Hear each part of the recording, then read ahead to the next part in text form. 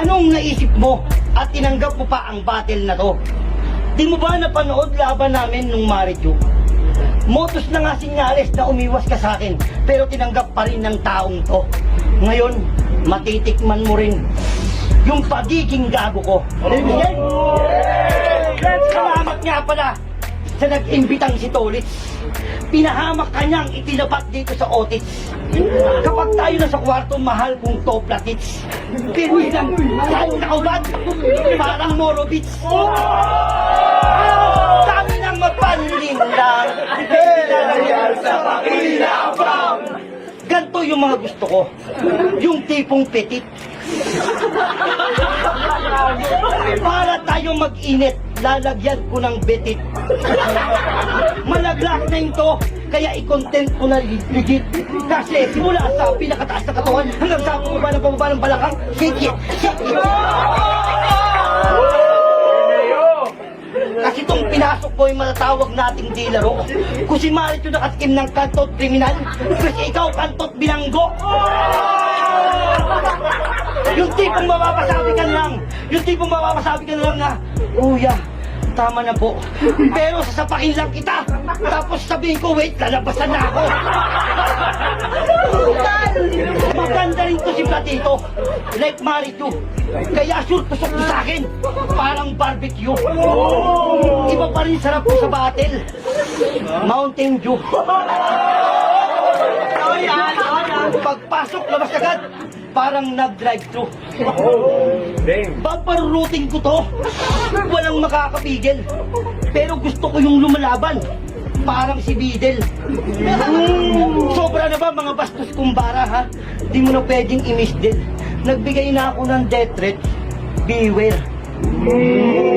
Ngayon sa akin ka natapat na makakipagbastusan.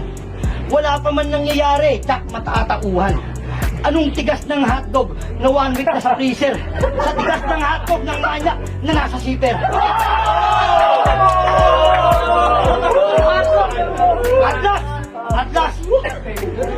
At last, yung license nyo mukhang sa'yo talaga applicable tanga. Kaya ngayon tatanungin kita kung mas ikatutuwa mo ba kung di na ako magpapatawa. Pag-usapan natin yung issue mo kay Rasik sa round 2.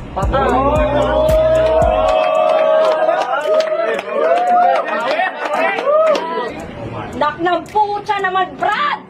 Dodong Saiba versus Platito, nakakasura ng pagkat. Kalaban ko ay Tito. Ang lakas niyan magbatak, kaya laging agresibo. Taglay mo ang itsura ng mga adik na Pilipino. Lyrics game! Tito, kumusta? Ang tagal na rin, huli mo akong hinalay. Huwag kang mag-alala, di ako nagsumbong kay nanay. Satisfy nga ako nung nakita ko yung titi mo nangalay. Nasatisfy nga ako nung nakita ko yung titi mo nangalay. Kaya sana dito, ulitin natin yun sa bahay.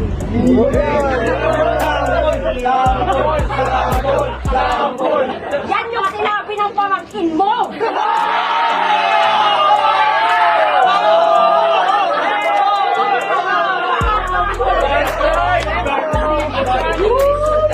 Di biro yan, promise!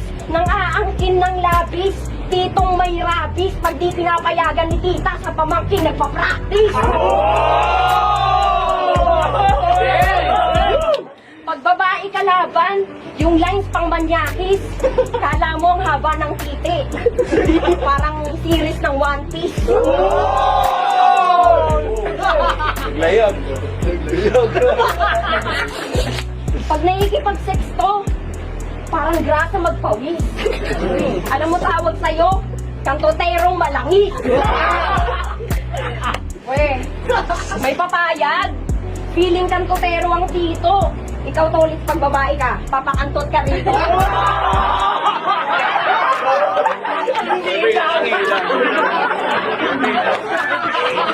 Hindi. Pero alam nyo ba, dati nanood lang talaga ako sa FRBL. Dati nanood lang talaga ako sa FRBL. Gusto mag-observe. Gusto matuto. para na rin ma-end ang gigil. Tapos pag uwi ko, nag-chat sa akin to. Ako ba bobulahin tanga?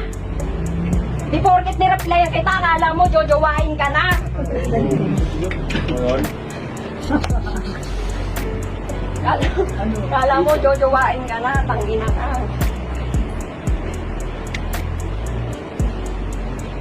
Ay, ano mo?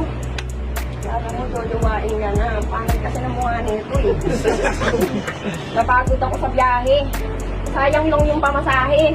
Pagdating ko, puta yung kalaban, pangit na lalaki. Hintay lang yun. Gago ka, nakalimutan ko yung lens ko. Pumunta ko sa flip top kahapon, mukhang gago. Tapos sabi nila, nakasuot daw siya ng tsinelas na Rambo.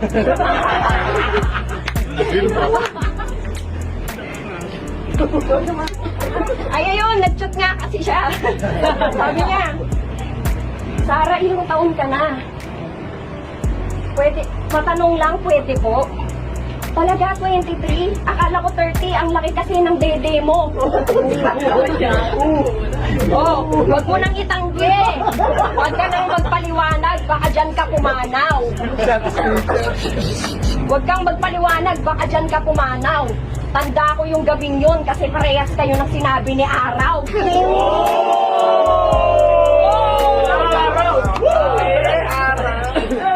Diba, kinabahan ka na battle rapper pala ako? Chat ka kasi ng chat, yan napapala mo. Matindi, mga manyakis na aakayamot. Kadire, ginagamit battle rap para makakantot. Yang kagaguhan mo, badang, sana mahuli. Doon ka sa PSP kasi lumalaban ka lang para sa puke. Sinip agad yung anggulo na yan, kaya yung luha niya papunasan. Ako maraming piercing pero ikaw yung nabutasan.